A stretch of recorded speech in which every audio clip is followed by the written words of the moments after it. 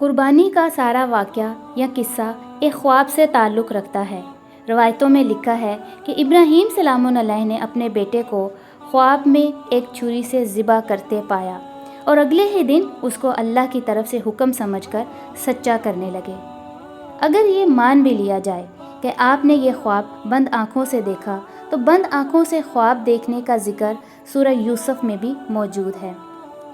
یوسف علیہ السلام نے خواب دیکھا، مصر کے بادشاہ نے خواب دیکھا اور قید میں موجود دو ساتھیوں نے بھی خواب دیکھا۔ اب انتہائی توجہ طلب بات یہ ہے کہ خواب وہ چاہے ایک نبی نے دیکھا ہو یا غیر نبی نے، ان میں سے کسی بھی خواب کو حقیقت کا رنگ نہیں دیا گیا، بلکہ ہر ایک کی تعبیر لگائی گئی۔ جب قید کے ساتھیوں نے باری باری اپنے خواب یوسف سلام علیہ کو سنائے، تو انہوں نے خود یوسف سلام علیہ سے اس بات کا مطالبہ کیا کہ ان کو ان خوابوں کی تعبیر سے آگاہ کیا جائے۔ خواب کی تعبیر بتانے سے پہلے آپ نے قیدیوں سے چند باتیں کی اور اس میں ابراہیم سلام علیہ، اسحاق سلام علیہ اور یعقوب سلام علیہ کا نام لیا اور ان کے نقش قدم پر چلنے کی بات کی۔ تو سوال یہاں یہ جنم لیتا ہے کہ جب ایک نبی یعنی یوسف سلام علیہ نے کسی خواب کو حقیقت کا رنگ نہیں دیا، حتیٰ کہ غیر نبی بھی خواب کو تعبیر سے مشروط کر رہے ہیں، تو ابراہیم سلام علیہ بند آنکھوں سے دیکھے ایک خواب کو حقیقت کا رنگ دینے کی کوشش کیوں کریں گے؟ اور خواب بھی ایسا جس میں وہ اپنے بیٹے کو ذبح کر رہے ہیں۔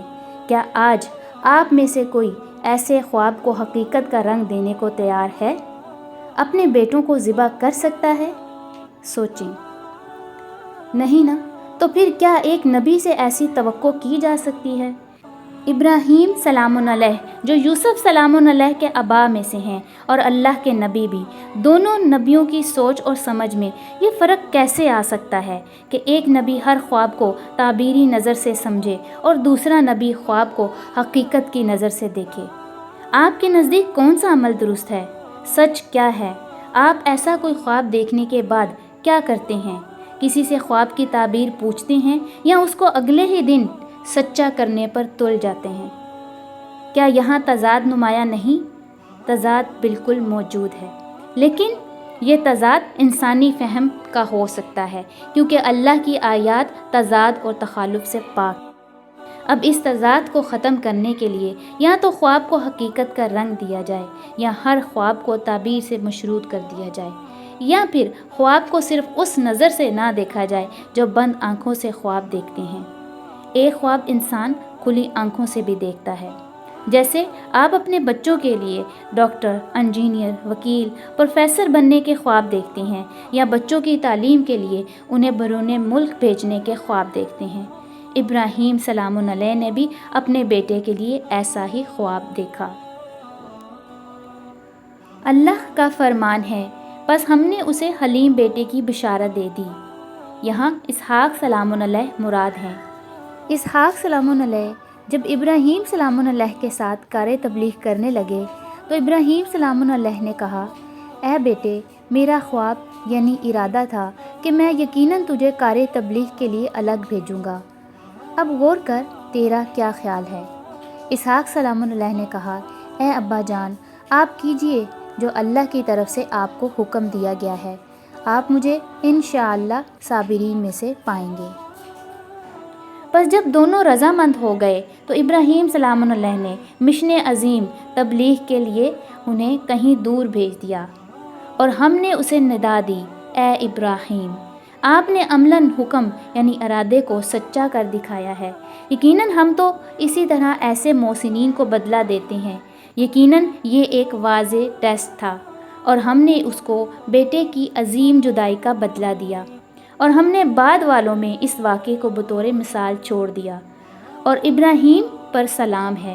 اسی طرح ہم محسنین کو بدلہ دیتے ہیں۔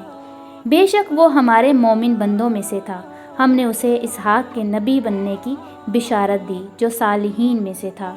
ہم نے اس پر اور اسحاق پر برکات بھیجی، اور ان کی نسل میں قرآن کی اتباع کرنے والے اور اپنے ہی اوپر واضح ظلم کرنے والے بھی ہیں۔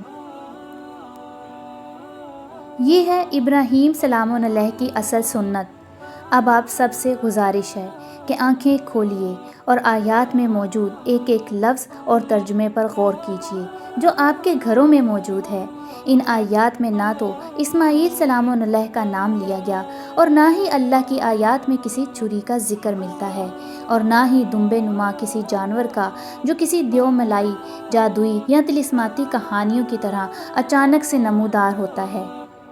پھر روایتی قصے کے مطابق اسماعیل سلام علیہ کی بجائے جانور کے گلے پر چھری کا پھر جانا اللہ کے فرمان قد صدقت الرؤیا کو متضاد بنا رہا ہے۔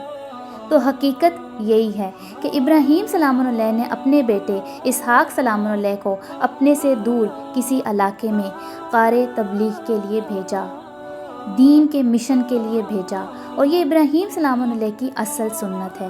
ہمیں ابراہیمی اسی سنت پر عمل کرتے ہوئے بچوں کو دین قرآن کی تعلیم سے نہ صرف آگاہ کرنا ہے بلکہ دنیا کے جس کونے میں بھی وہ جائیں باکردار داعیے دین بھی ہوں۔ لیکن افسوس، روایتی قصے میں اسی اہم مقصد کو فوت کر دیا اور آنے والی نسل کو ناچنے گانے پر لگا دیا گیا، اور گھر گھر جانوروں کی قربانی کرنے والی ایسی غیر قرآنی رسم کو عام کیا گیا جس میں سوائے اسراف اور دکھاوے کے کچھ حاصل نہیں ہوتا۔ ابراہیمی اصل سنت کو سمجھیں اور آنے والی نسل کو بھی ان کے اصل دینی مقصد سے آگاہ کریں۔